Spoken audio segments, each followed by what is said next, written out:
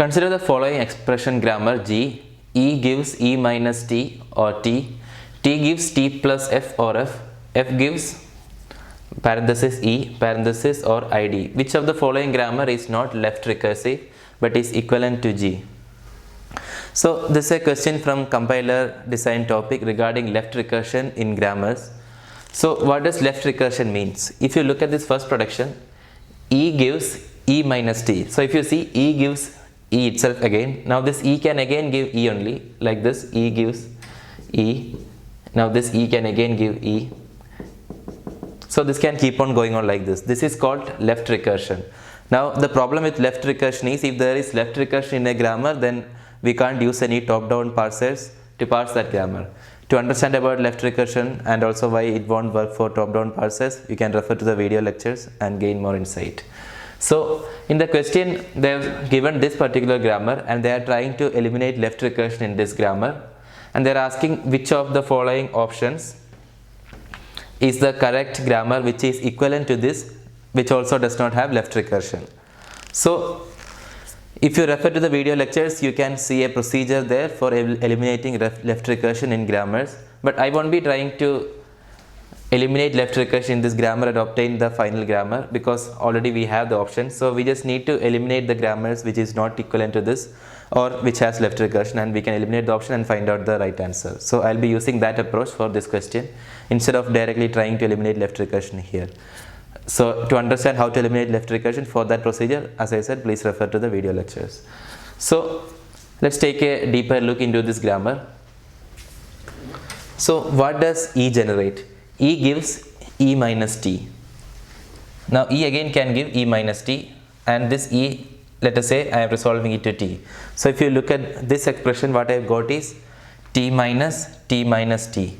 So in this part, T minus T minus T becomes T minus T. This is the bracket where we should apply. After that, this minus T happens.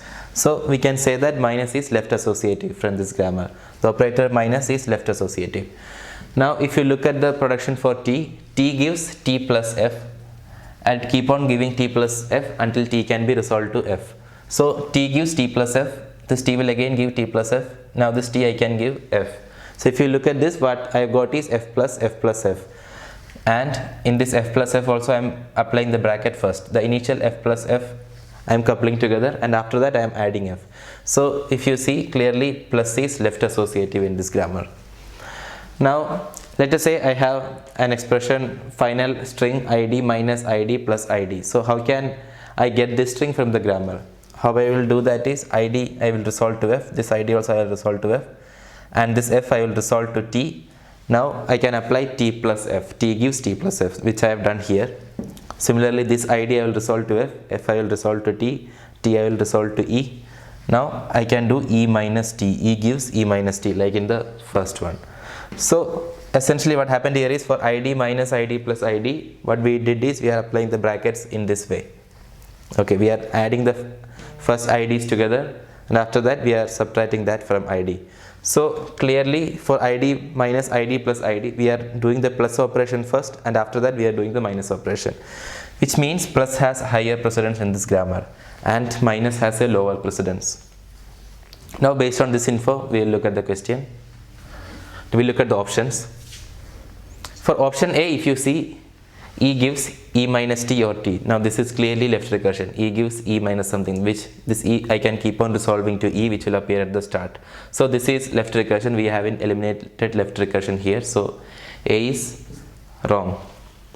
If you look at B, E gives T E dash, that is fine. E dash gives minus T E dash or epsilon, that's fine. T gives T plus F or F. Now clearly T is giving T again. So this is again left recursion. T is giving T. This T can again give T. So T's will keep on appearing on the left side only. So this is also a left recursion. So this is also not the right answer. Now if you look at option D, it says that E gives Tx or in parenthesis Tx. Now this X I can resolve it to minus Tx or plus Tx or epsilon.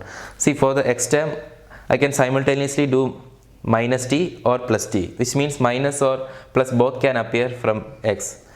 meaning minus or x has the same precedence in this grammar. But clearly we know that in our grammar, minus has the lower precedence and plus has the higher precedence. So in this grammar, both has the same precedence. So this is not equivalent to our grammar. So this is also wrong.